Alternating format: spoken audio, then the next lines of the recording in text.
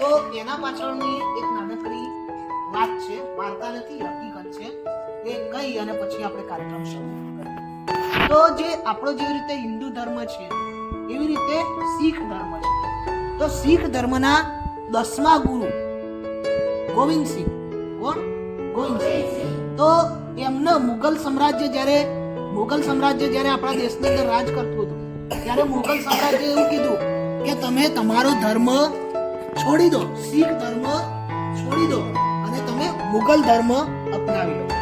ત્યારે જે ગુરુ ગોવિંદસિંહ છે એમણે ના પાડી કે હું મારો ધર્મ છોડીશ નહીં. ભલે મારો ધર્મ માટે મારે મરી જવું પડે, શહીદ થઈ જવું પડે તો હું થઈ જઈશ, પણ મારો ધર્મ છોડીશ નહીં. ગુરુ ગોવિંદસિંહના 4 પુત્ર હતા. એમાંના જ્યારે આ મુગલ સામ્રાજ્યએ ગુરુ ગોવિંદસિંહ પર ચઢાઈ કરી ત્યારે એમાંથી 2 પુત્ર શહીદ થયા હતા. બરોબર? તો એ 2 પુત્ર લડતા વીર ગતિને પ્રાપ્ત થયા. એટલે કે વીર હતા, બહાદુર હતા. તો એ બહાદુરી પૂર્વક લડ્યા અને પોતાનો ધર્મ બચાયો, શીખ ધર્મ બચાયો. બાકી આજે શીખ ધર્મ ના હોત, પરંતુ એમને પોતાનો ધર્મ છોડ્યો નહીં. એના લીધે આજે એમની યાદમાં આજના દિવસે એ પોતે શહીદ થયા હતા અને એ માન્યા નહીં તો એમને દિવાલની અંદર ચણી દેવામાં આવ્યા. શું કરવામાં આવ્યું? દિવાલની અંદર ચણી દેવામાં આવ્યા.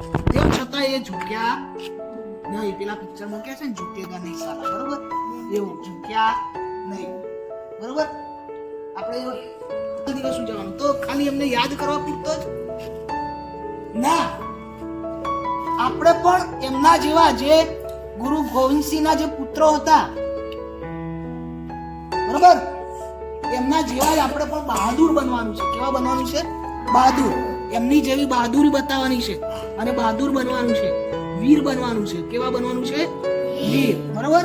ગમે તેવી મુશ્કેલ પરિસ્થિતિ આવે તો પણ એનો સામનો કઈ રીતે કરવો, એ સામનો કરી અને કઈ રીતે મુશ્કેલીમાંથી બહાર નીકળવું અને કઈ રીતે જીત મેળવવી, મુશ્કેલીનો સામનો કરવો, એ બધું આવા ચરિત્રો ના અંદરથી આપણે શીખવાનું છે. આવા ચરિત્રો તો સાહેબજાદા ફતેહસિંહને મુગલોએ જીવતા દિવાલમાં ચણાવી દીધા.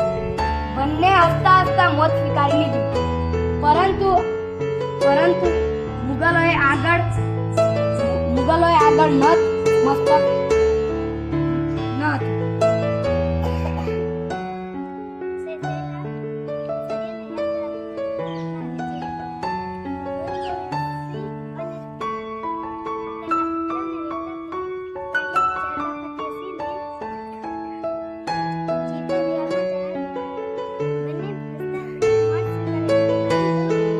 ગોવિંદસિંહના પુત્રોના બલિદાનને યાદ કરવા માટે 26મી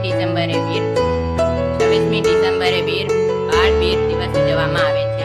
આ દિવસે મુઘલોની સામે લડતા શહીદ થયેલા ગુરુ ગોવિંદસિંહના પુત્રોની શૌર્ય ગાથાને યાદ કરવામાં આવે છે. ગુરુ ગોવિંદસિંહ અને તેમના પુત્રોની વીરતાએ લાખો શીખ લોકોને પ્રેરિત કર્યા છે. ગુરુ ગોવિંદસિંહના પુત્ર સાહિબજાદા જોરાવરસિંહ અને ફતેહસિંહને મુઘલોએ જીવતા દિવાલમાં ચણાવી દીધા હતા. બંનેએ હસતા હસતા મોતને સ્વીકારી લીધી. પરંતુ લાખો શીખ લોકોને પ્રેરિત કર્યા છે. ગુરુ ગોવિંદસિંહના પુત્ર સાહિબજાદા જોરાવરસિંહ અને સાહિબજાદા ફતેહસિંહને મુઘલોએ જીવતા દિવાલમાં ચણાવી દીધા હતા.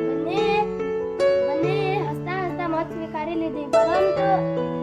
પરંતુ મુઘલોની આગળ નતમસ્તક થયા નહીં. પરંતુ આ બલિદાનો વિશે સૌ કોઈ જાણતું નથી. એટલા માટે એમની શૌર્ય ગાથાને યાદ કરવા માટે